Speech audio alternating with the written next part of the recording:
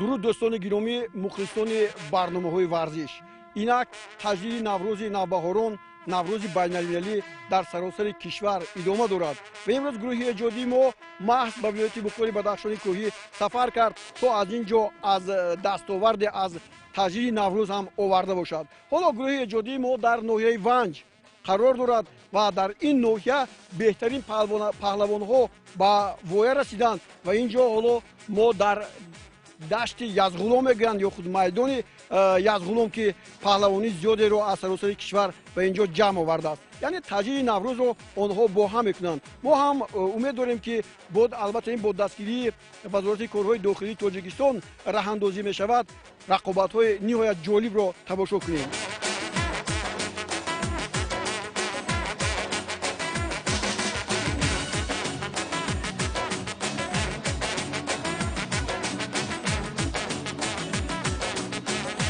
پیش از آغاز مسابقه نمایندگان حکومت جمهوری، رهبریت ولایت مختار کوهستان بدخشان، ناحیه ونج و وزارت کارهای داخلی مملکت جمع آمدگان را با عید نوروز بین‌المللی نوروز نوبهاران تبریک و مبارکباد کردند و با آنها تا به انجام مسابقه پهلوانی را منظور نمودند. اساس تنطنه نوروزی برای مردم ناحیه ونج این برگزار شدن مسابقه گوشتگیری است که از بهار تا بهار دیگر آن را انتظار می‌شوند. همین عنعنه را به نظر گرفته هر سال در اینجا با سهمگذاری وزارت کارهای داخلی جمهوری و دستور رهبریت مملکت مسابقه پهلوانان برای دریافت جام وزیر کارهای داخلی راه اندازی می‌شوند. حالا اینجا اول باران بود و شما می‌بینید که دختران زیبا هم برای این مسابقه آمدند، از جمله رحمیه خنجربک و از همه خوبتر برآمد نمود. من از خردیم بر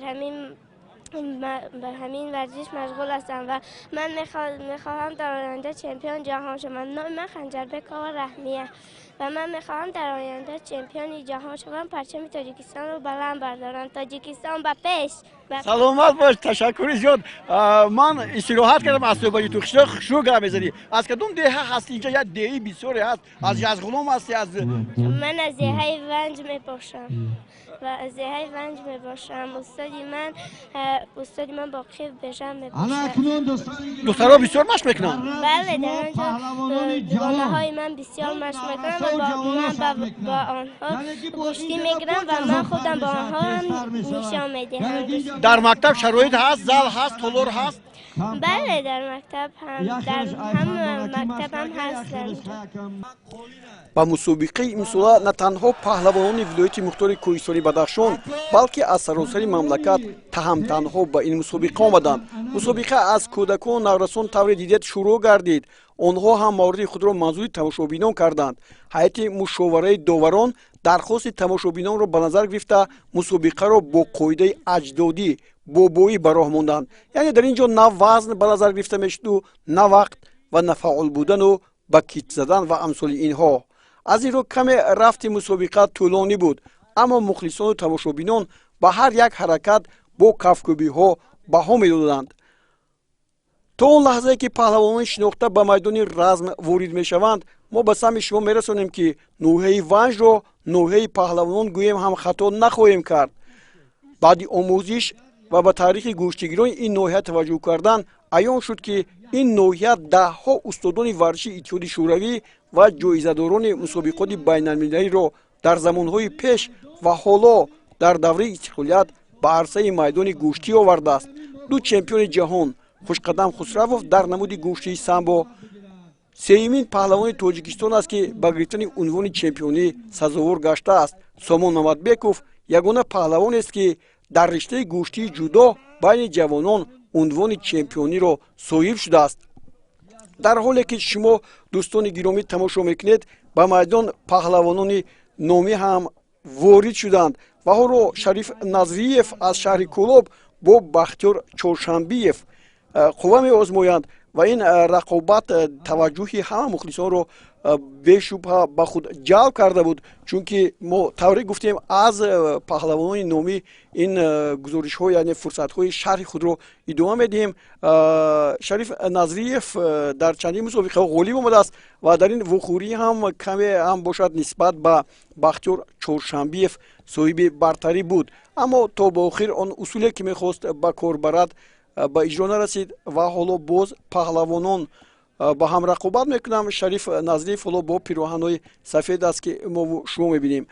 تماشاگران شمارهشون در این میدان دشت یزغولم خیلی زیاد است. در حقیقت از مهمانداری مردم ونج هر کسی که هر مهمانی که نباید سرفراز خواهد شد، چون که مردمی هستند که بسیار هم مهمان نواز و از طرف دیگر باید گفت که ناحیه ونج هم یکی از ناحیه‌های کلانترین جمهوری به حساب می‌رود، چون وخوری ها در اینجا میگذرند. حالا بیاید دوام این مسابقه را میبینیم و بعدا ادامه میدیم. حالا شریف نظریف آماده میشود که اصول دوست داشته خود را استفاده برد و با این کار موفق میشود. در اینجا حالا داور چی میگوید؟ نه، داور میگوید که این پرتوفت هم پهلو بود و از این رو غالبیت با شریف نظریف منصوب دانسته نمیشد. نه، برعکس طور داور دیگر چیز رو نشان داد و در اینجا داورانی که هستند هیئت مشاوره داوران توجه کردند که در اینجا پرتوفت شریف نظریف در حقیقت به غلبه نویل شد. حالا در میدان بهمن رحمت اللهیف از کنار چپ با کمربند سیاه است، او حریف خود رو از میدان بیرون تله میدهد. این پهلوان ونجی یکی از پهلوان‌های نامدار کشور است که در زمانهای پیش هم برآمد میکرد، خیلی جوان بود. حالا با رمضان بزرگقلوف از روش قلعه در میدان هنری خود را نشان میدهد. سبک اسلوب این پهلوان با ما خیلی روشن است و باید اینجا آفرین یک اصولی خیلی خوب را استفاده میبرد و با غلبه نویل میشود. در اینجا توفه ها خیلی هم خوب بودند و اینجا این اصولی که بعدی همون دوره های پیش هم با همان رحمت الله به اجرا میرسوند، یعنی با یک جست زیبا تنی خود رو در اطراف اون توب میداد. خوب نوبت پهلوان های مشهور هم فرا رسید. یعقوب باقیف از ونج با شمس کوکانبکوف از خوروغ قوه می آزماید. حالا پهلوانی ما یعقوب باقیف با پیراهن‌های سفید و میانبند سیاه در اینجا حضور دارد. او چمپیون امساله نوروز است در وزن خود در میدان شهر دوشنبه، اونجایی که نوروزگاه هست و در اونجا ما همین یعقوب باقیف در وزن خود پیروزی به دست آورد. یعقوب در دیگر مسابقه هم ما دیدیم که بسیار خوب هنرنمایی میکند، یک نوع تاکتیک زیبایی خود رو هم دارد. اما رقیبان امروزش حالا باز توجه میکنیم با شمس کوکانبکوف، او هم مهارت خوبی دفاع کردن رو دارا است و این لحظه ها باید باز همین رو هم گفت که دوستان گرامی برای این مسابقه، برای جایزه های این مسابقه بیش از 100 نفر حالا باز یک اصول رو خواست باقیف استفاده برد، اما تا به انجام این حالت نرسید. در این میدان یک باره یک چند مسابقه ادامه دارد و ما هم کوشش کردیم که با یک وضع ناقدر خوبی تکنیکی با یک دوربین یا خود کامera این نوارها رو پیشکش میکنیم تا هم شما بدونید که در اینجا گوشتی در کدام ساعت برگزار شده است. چون گفتیم وقت اینجا معین نشده است، طرز اصول و قاعده و یا خود قاعده برگزاریش بابایی است، اون تا اون زمانی میرسد که یکی از پهلوان ها با غلبه نویل نشود و یا خود مسابقه من میگردد و نتیجه مساوی اعلام میگردد. از همین خاطر کمی هم باشد در اینجا از روی وزن ها نبود. اگر از روی وزن ها هم بود بیشتر خوبتر میشد، جذابیتش دیگرگونه میشد. چون که ببینید در گوشتی جودو رو میبینیم از روی قاعده که هست، ما کوشش میکنیم با توجه نگاه کنیم که کدام پهلوان میتواند فعال باشد و حتی ببینید اینجا در اینجا فعالیت برحق یوقوب بوقیف به چشم میرسد، ولی او نمیتواند این برتریش رو با پرتوفت یا خود با اصولی غلبه کردن حلول بهودی حلول دست یافتن تا اون زمان نمیرسد. دیگر پهلوان هم اینجا هنرنمایی داشتند، پهلوانی خیلی زیاد، و در نتیجه یوقوب بوقیف با شمس کوکانبکوف به خلاص آمدند که مسابقه خود را در روی زمین هم ادامه دهند. حالا این لحظه ها هم پیشکشی شما میگردند، اما چون صبح اینجا باران زیاد میبارید، پس از آن دوستان گرامی آفتاب خیلی خوب هم آمد به بخت هم تماشابینان دشت یزغولام و هم پهلوانی که به اینجا آمده بودند. شرایط مساعد فراهم شد که اینجا خوب قهرمانی نشان دهند. چون وخوری ها در ونج میگذرد، این سال اول نیست، حالا باز یک خوب خواست یک عملکرد خوب رو شمس کوکانبکوف به انجام رساند، اما دستش خطا خورد و حریف از چنگالش خلاص شد. در نوحه ونج میگذرد، میخواستم از فرصت استفاده برده آنهایی که این مسابقه رو تماشا میکنند، شما در جریان این وخوری حالا هنرنمایی این پهلوان رو باز دوامش رو میبینید. باید گفت که هنوز نوحه ونج 29 می سال 1933 تأسیس یافته است و بعدا این نوحه در کمی بعدتر به هیئت ولایت مختاری کوهستانی بدخشان شامل شده است. اهالیش طبق شماری سال 2019 به 34100 نفر برابر است و این از اون نشان میدهد که خوب مردمش خیلی زیاد هم هستند و پهلواناش هم نامدار هستند. ما در این باره علاقه به شما گفتیم، ولی حالتی هم فرصتی فرا خواهد رسید که درباره پهلوانهای نامیش هم گوییم، چون که پهلوانی اگر گوییم که همه پهلوانان خطا نخواهیم کرد. حالا ببینید باز یوقوب بوقیف با شمس کوکانبکوف مبارزه رو ادامه میدهند، اما یگان نفر از این پهلوان ها نمیتواند که به پیروزی نائل شود. اگر در صورت از روی قاعده نوی گشتی ملی میگذرانیدند، آن وقت ما علاقه غالب رو معین میکردیم. ولی ببینید حالا اینجا یوقوب بوقیف، من چند پیشتر به شما گفتم، خواهش کرد که در روی زمین گشتی میگیرند. در نوحه ونج پیشتر نه تالارهای ورزشی بودند.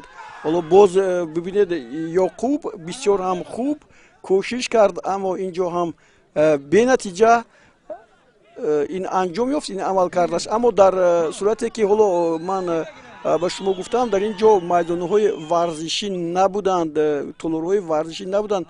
خوشبختانه بعد استقلال در اینجا تالارهای زیادی ورزشی بنیاد شدند و طوری اون رحمیه خنجربکووا گفت علاقه تالارهای ورزشی در مکتب ها با غمخوری حکومت جمهوری تاجیکستان پیدا شدند و در نتیجه همه امکان دارد که با شغل دوست داشته ورزشش با ثمر استفاده برد و روحی خود را برای فتح کردن هم جایزه های تاجیکستان، هم مسابقه های بین المللی، هم گشتی های نوروزی به ثمر رساند. حالا ببینید اینجا 100% معلوم شد که شمس کوکانبکوف مونده شده است و داوران یوقوب بوقیف را گوش نمیکنند، چون یوقوب برای این مساوی روزی نیست، اما این وخوری را مساوی اعلام کردند و وخوری آنها به غالب جنبست گردید و طور شما دیدید این وخوری رو همین گونه همین مسابقه رو با مساوی انجام دادن. اکنون بار دیگر برمیگردیم باز با یک قوه آزمایی نهایت خوب، شریف نظریف و مورید یور محمدوف از روشن. ما علاقه یک غلبه شریف رو با شما پیشکش کردیم. اینجا از شریف نظریف از اویله خیرو نظریف است که سالهای زیاد محض پدرش در مسابقات بین المللی شرف تاجیکستان را خوب حمایت کرده است و در هم سطح آسیا و هم سطح جهان المپی و امروز فرزندانش علاقه сулолаи ҳамон паҳлавонии падарро идома медиҳанд. Шариф Назриев ҳоло ҳаст, боз Фурқат Назриев ҳаст. онҳо ҳам дар мусобиқаҳои зиёде ба пирӯзӣ ноил шуданд. чун мо гуфтем ба шумо ки роҳи тӯлонии ин мусобиқаҳоро бо ширкати паҳлавони номӣ мо дар алоҳидагӣ манзури шумо мегардем. ҳоло боз як амалкард аз ҷониби ин дафъа Ёрмуҳаммадов, аммо ин ба ӯ муяссар намешавад ки дар муқобили Шариф Назриев ки каме ҳам бошад ба бартарӣ шояд соҳиб бошад аз нигоҳи он ки дар мусобиқаҳои хеле зиёд иштирок кардааст, вале бубинед ҳоло Ёрмуҳаммадов сад мегузорад, дифоъ мекунад, хеле хуб ҳимоя мекунад худро ки то ба пушт назанад. умуман паҳлавонони вилояти мухтори Бадахшони Кӯҳӣ хеле дар сатҳи ҳам ҷумҳурӣ ва ҳам дар сатҳи ҷаҳон хуб ҳунарнамоӣ мекунанд ва ҳоло боз як амалкард инҷо Шариф Назриев буд хеле хуб, то ба анҷом аммо нарасонид ин усулро, агар не ғолиб омаданаш мумкин буд. акнун идомаи ин вохӯрӣ тамошобинон бо гуфтам ки як кайфият ин мусобиқаро тамошо мекунанд ва ҳоло боз Ёрмуҳаммадов дар ҳолати хуб аст ва бо як маҳорати олӣ Шариф Назриевро мағлуб мекунад ва ӯро аз давом додани мусобиқа бартараф менамояд.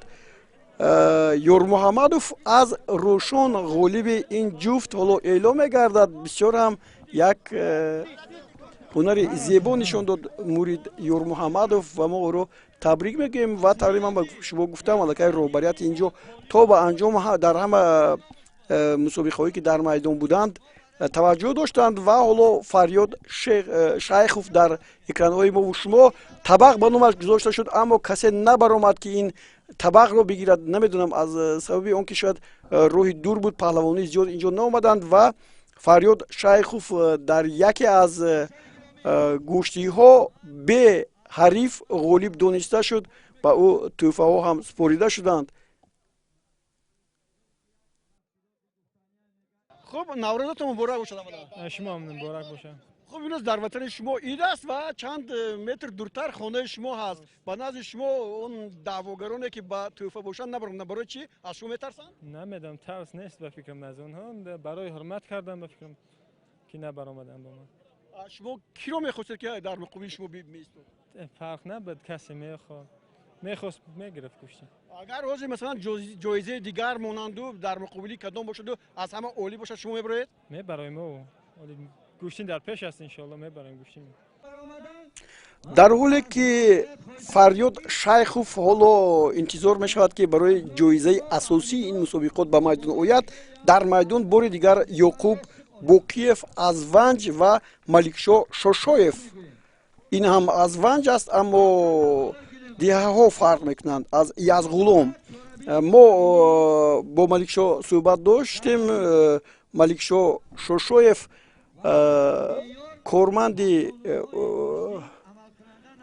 умури дохила ҳаст ва дар соли гузашта маҳз ҳамин Маликшо Шошоев соҳиби автомашина дар ҳамин вохӯриҳо дар мусобиқоти наврӯзӣ гӯштигирӣ соҳиби автомашинаи ВАЗ 2107 шудааст. мо аз ӯ суол ҳам кардем ки чӣ кор кардӣ? гуфт имрӯз бо ҳамин автомашине ки ба даст овардам корҳои зиндагиро ба пеш мебарам. хуб, ин мусобиқаро тамошо мекард Ёқуб Бокиев, Маликшо Шошоев.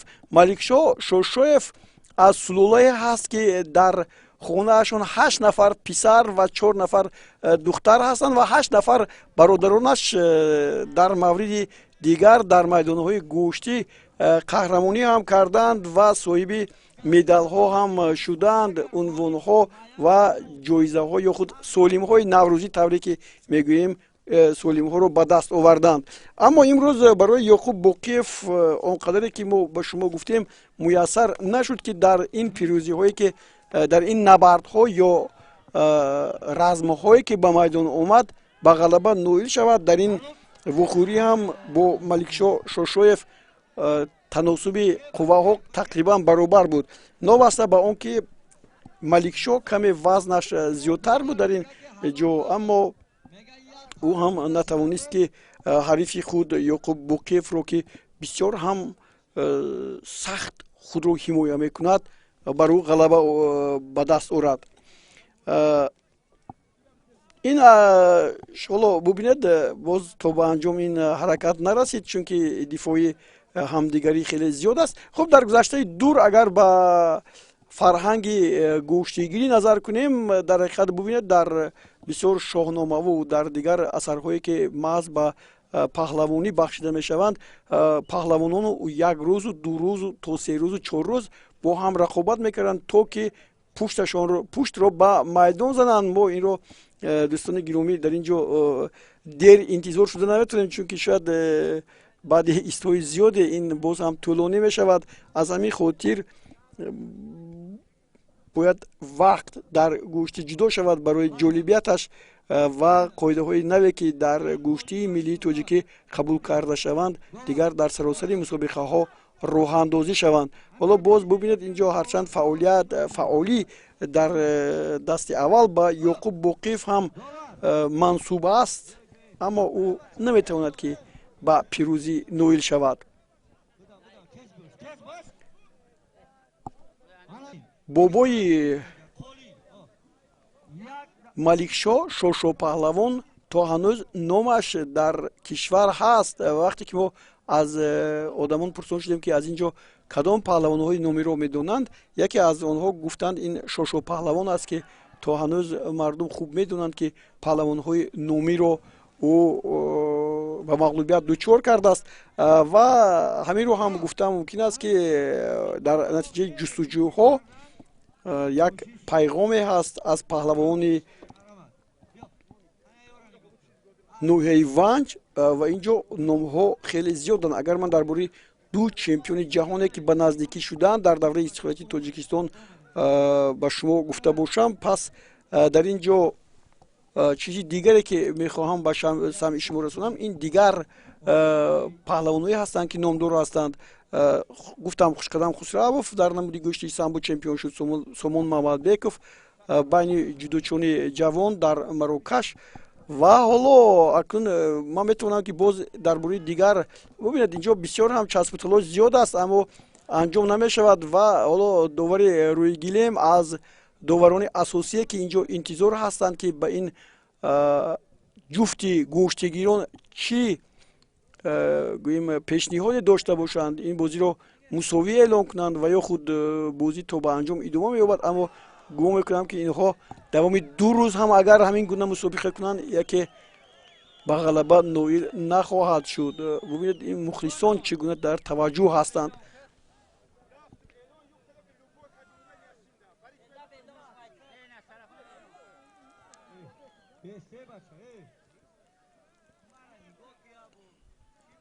бале муваффақ намешаванд ва фикр мекунам эълон кардани натиҷаи мусовӣ барои ҳарду ин паҳлавон ҷоиз хоҳад буд. ҳоло боз интизор мешаванд ки киро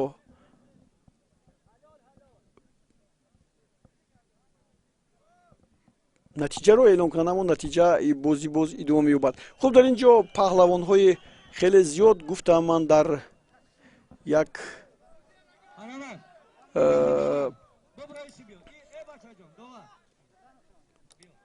сомонаи расмие ҳаст ки дар ин ҷо дар бораи паҳлавонҳои торномаи паҳлавонӣ ҳаст ки дар он ҷо хеле хуб гуфтанд. ва дӯстони гиромӣ ин вохӯрӣ байни ҳоло бубинед боз дар майдон дигар паҳлавонҳо ҳам ҳастанд ва довар ин ҷо ишора мекунад ки натиҷаро ба ӯ бигӯянд ки баъди 15-20 дақиқае ки ду паҳлавон байни ҳам талош доранд ва ягон нафаре бар дигаре ғолиб намеояд. ва даври охирин акнун даври охирин аст ки яке аз паҳлавонҳо метавонад онро ба суди худ анҷом диҳад. метавонад ё наметавонад, ин аз қобилияташ вобастагӣ дорад, аммо ҳарду ҳам монда нашудаанду хуб сахт мубориза мебаранд ва дар натиҷа ҳоло ин вохӯрӣ мусовӣ эълон мешавад. ва боз бахти ин ҷо гуфтам мумкин аст ки Ёқуб Боқиев омад намекунад. ду мусовӣ дар бисёр ҳам душвор бубияд инҷо тамошобинонро ки бо як муштоқи баргузории гӯштиҳо ҳастанд ва хеле хуб ҳам ҳаст ки маҳз бо дастгирии вазорати умури дохила ҳамин мусобиқа барои ҷоми вазири корҳои дохилаи ҷумҳурӣ раҳандозӣ мешавад. ҳоло акнун боз дар майдон ду паҳлавон ҳастанд. Далер Бурчинов пироҳанҳои сурх дорад дар бар ва Асрор Полодоров аз Рошқалъа бо пироҳанҳои сафед дар майдон ҳаст ва миёнбандаш ҳам сафед аст. ҳоло мебинем ин паҳлавонон ҳам он қадар дар сатҳи гуфта мумкин аст ки ҷумҳурӣ намоён набошанд ҳам, аммо дар маҳалҳои худ обрӯи нуфузашон хеле зиёд аст. ҳоло хеле хуб Далер инҷо як ҳолати пушти пойро истифода мебарад, аммо каме ҳам бошад дифои Асрор ӯро аз ин ба пуштзанӣ, ба тахта пуштзанӣ раҳо мекунад. Далер фаъолтар аст аз нигоҳи ҳоло бубинед тарзи доштани бозу аз ҳамон яктак хеле хуб доштааст ва намегузорад ки Асрор Полодоров ҳолатро бигирад ва инҷо як партофти олӣ дар ҳақиқат ин ҳалол аст. Далер Бурчинов дар ин вохӯрӣ ғалаба ба даст меорад. Дар ҳақиқат агар ба ҳамин мусобиқа назар кунем, ин гуна мусобиқаҳо аз беҳтаринҳо ҳастанд. Акнун дӯстони гиромӣ, вақти он фаро расидааст ки ҷоизаи асосӣ ба солими асосӣ ба мусобиқа гузошта шавад. Фарёд Шайхов дар муқобили боз як паҳлавони дигар Шакармамад Мирмамадов намояндагиро аз хуб вилояти мухтори Бадахшон ҳаро доранд, яке аз ванҷи дигаре аз ҳамин вилоят. Ва ҳоло ин паҳлавонон ҳаминро ҳам бояд гуфт ки ин як мусобиқаи хеле хубе ҳаст барои Шакармамад Мирмамадов, зеро ки дар ҳамин ҷо, дар ҳамин ванҷ як сол муқаддам дар Наврӯзие ки як сол пеш буд, маҳз инҳо барои гирифтани ҷоизаи асосӣ, шоҳҷоиза, автомашина мубориза бурда буданд ва он вақт Фарёд Шайхов дар ин мусобиқа ғалаба омад ва соҳиби ғолиб омад ва соҳиби ҷоиза ҳам шуд. Акнун чӣ? Акнун Шакармамад Мирмамадов оё метавонад ки қусури он бохтро барорад ва бартараф кунад? ҳамин тавр ҳам ҳаст. Пеш аз мусобиқа ман бо Шакармамад суҳбат доштам. Ӯ гуфт имсол натиҷаҳояш он қадар хуб нестанд, каме ҳам бошад аз нигоҳи тайёрӣ ҷисмонӣ қафотар мемонад, чунки кору бор зиндагӣ хеле зиёд буд мегӯяд, вале ҳоло тайёрӣ мебинад то ки ба бозиҳои олимпӣ роҳ хоҳад гирад, ба мусобиқаҳои байналмилалӣ равад. Ва инҷо ҳоло шумо Хайрулло Назиевро мебинед ки доварӣ мекунад ин вохӯриро ва ин аз ҳама ҷолибтарин вохӯрие буд ки мо дар ин ҷо дар ноҳияи Ванҷ дидем. ҳоло як ҳолати латхӯрӣ барои Шакармамад ва Фарёд Шайхов. Ба шумо ман гуфтам ки ин писари Ибод Шайхов аст. Дар ёд дорам соле ки ӯ гӯштӣ мегирифт ва дар риштаи самбо дар Сингапур соли 1999 чемпиони Осиё шуда буд. Як паҳлавоне буд ки дар майдондорӣ, дар гӯштии миллӣ ҳам ҳамтона дошт ва бо ҳама паҳлавонҳои номӣ ҳам сарбасар мешуд ва дар оилаи онҳо боз ҳам ҳастанд. Ба ғайр аз Фарёд Мақсад Шайхов аст, Саёд Шайхов аст аз ҳамин сулола ва инҳо аз паҳлавони номдори ҳам вилояти мухтори Кӯҳистони Бадахшон ва ҳам Ванҷ ба ҳисоб мераванд.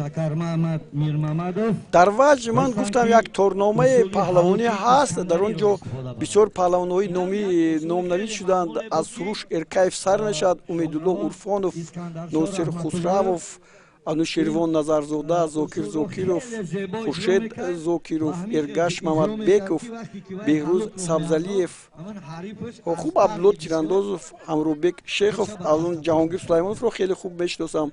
Карим Каримов, Фарҳуд Раҳматуллоев, Муқим Муҳаббатов, Шоди Баҳромов дар гӯшти тарзи классикӣ ҳунарнамоӣ мекард. Ҳиматшо Қаноатов, Хизр Неков, Олимшод Давлатов, Муҳаммадалӣ Маҳмадуллоев, хуб Муҳаммадӣ Муҳаббатов, Давлатшо Бачабеков, Ҳомид Хусравов, хуб хеле зиёд ҳастанд. Инҳо аз он давлат мекунад ки ин водӣ дар ҳақиқат водии паҳлавонон аст.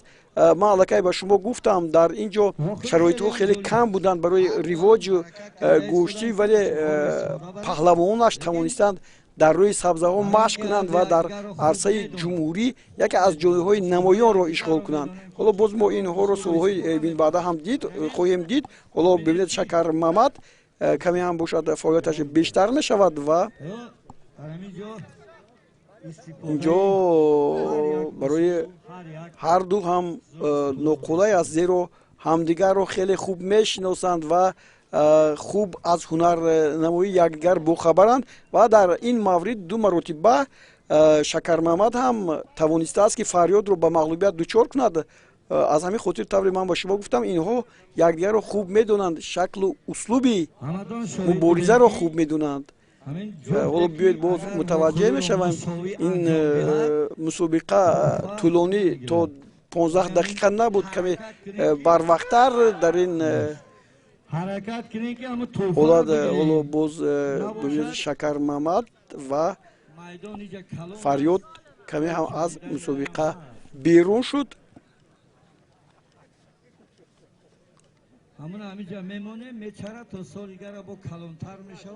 албатта хеле зиёд гуфтам дар мавриди паҳлавонҳои ноҳияи Ванҷ. онҳо арзанда ҳастанд. қисме аз онҳое ки номошонро нагуфтем маъзурат мехоҳем, чунки ин ниҳоят паҳлавонҳое ки номӣ ҳастанд дар сатҳи ҷумҳурӣ, дар сатҳи ҷаҳон зиёданд. ҳоло мебинам Мурувватшо Бачабековро, яке аз шахсоне ҳаст ки саҳми худро дар ривоҷи варзиши Тоҷикистон ҳам хеле баръало гузоштааст. дигар Муҳаббатшо Иматшоев, Шайх Раҳимов, Алифбек Паҳлавон, Бек Паҳлавон, Шошо Паҳлавон, Ҳимат Паҳлавон, Муҳаммад Азиз Паҳлавон, Худоӣ Паҳлавон, ҳама паҳлавон ҳастанд. аз ин рӯ каме бо қоида гузарондани мусобиқаҳои тоҷикӣ имкон медиҳанд ки дар риштаи ҷудо ки сарчашма мегирад аз гӯштиҳои мо ва либосҳояшам қариб ҳоло якранг шуданд. ҳоло ба ҷои яктакҳое ки пештар мепӯшиданд, кимоноҳо пӯшида мешаванд ё хуб либосҳое ки махсусан барои гӯштии ҷудо, ва аз ҳамин бояд истифода бурд ва паҳлавононро тавре омода кард ки онҳо тавонанд дар гӯштии ҷудо шарафи Тоҷикистонро дар бозиҳои олимпӣ, дар мусобиқаҳои байналмилалӣ боз ҳам беҳтар ҳимоя кунанд. ҳоло шумо хуб медонед ки инҷо барои гирифтани рохатҳои олимпӣ, ҳарчанд ҳоло бо ҷурми коронавирус бисёр мусобиқаҳо барҳам хӯрданд, вале паҳлавонони мо ҳамоно имконият доранд ки ба бозиҳои олимпӣ рохат гиранд. бозиҳои олимпӣ ҳам таҳвил ёфтанд ва ин боз ба чӣ сомоне анҷом хоҳад ёфт интизор мешавем. ҳоло боз Шакар Маҳмад инҷо то ба анҷом нарасид ва каме ҳам бошад инҷо маълум шуд ки берун аз гилеми гӯштин чӣ ҳолате ҳам ба вуҷуд омадааст. навакак борон буд, аллакай аз он нишоне нест, ҳатто намнокияш ҳам рафтааст.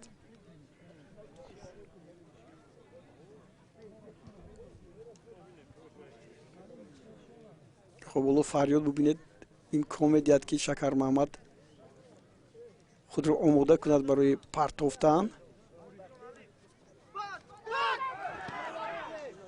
инҷо ин ҳаракат ҳам бенатиҷа аст ва умуман дар вазнаҳои вазнин паҳлавонон ҳунарнамоияшон чусту чолок нест, аммо инҷо ҳоло мо дар ин раванде ки мусобиқа идома дорад мондашавии паҳлавононро намебинем. بعد جایزه اساسی محض طوری من به شما گفتم در همین گوشتین حالا گذاشته شده است و یکی از این پهلوان ها غالیب باید دانسته شود. حالا باز یک حالت دیگر برای شکر محمد، ولی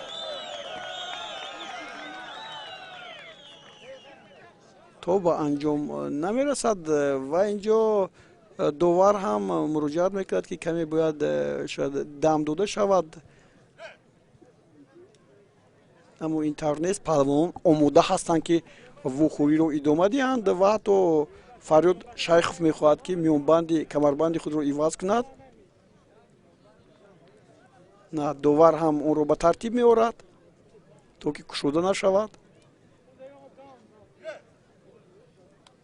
خب در این مسابقه شما اول دیدید ما کمی دیرتر شرح خود رو با اون دخترچه‌ای که با پیراهن‌های تاجیکی اطلس به میدان آمد با کیمانو، بسیار هم زیبا بود و گفتند که این اولین بار در تاریخ گوشتی‌ها هست که دختری تاجیک با پیراهن هم تاجیکی و هم کیمانو به میدان آمده است. خب این از نگاه بعضی تاریخ نویسان هم نوشته می شود که در همین مسابقه سال 2020 در مسابقه نوروز بین المللی در گوشتیگیری در همین ناحیه ونج با پیراهن تاجیکی به میدان آمدند. حالا چسب و تلاش این پهلوانان باز ادامه می‌یابد. حالا امکاناتی شکر محمد امکاناتی خوب داشت، مسابقه ادامه می‌یابد حتی در روی زمین هم و اینجا باز یک حرکت اما حلال نیست.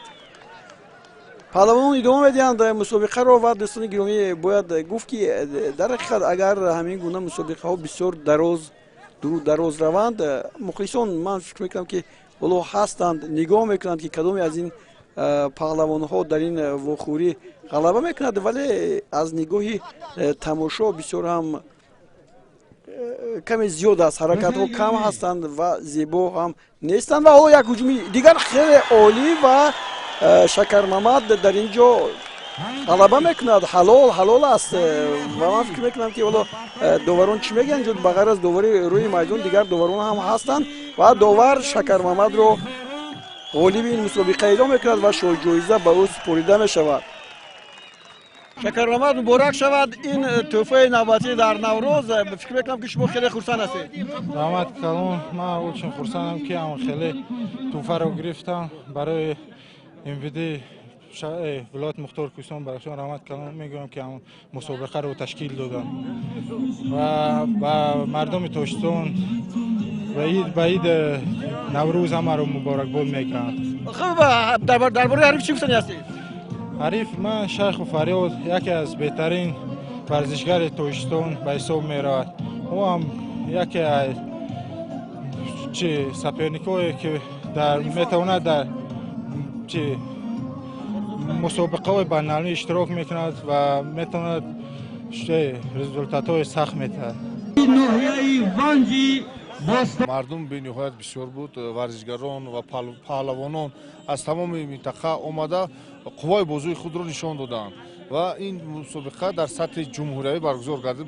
با فکر من هدف از برگزاری مسابقه خاطرمان گذراندن نوروز بین المللی، دوستی رفاقت بین ورزشگران پهلوانان و معین نمودن بهترین ها در سمت گوشتین ملی تاجیکی میباشد. دوستان گرامی با ونج آمدن ما فکر میکنم که از منفعت خالی نبود، زیرا ما یک مسابقه خیلی جالب را تماشا کردیم و با ما در یک جایگی بیش از 5000 تماشاگران اینجا استراحت کردند و فراغت کردند و نوروز نوبهاران را تجدید کردند.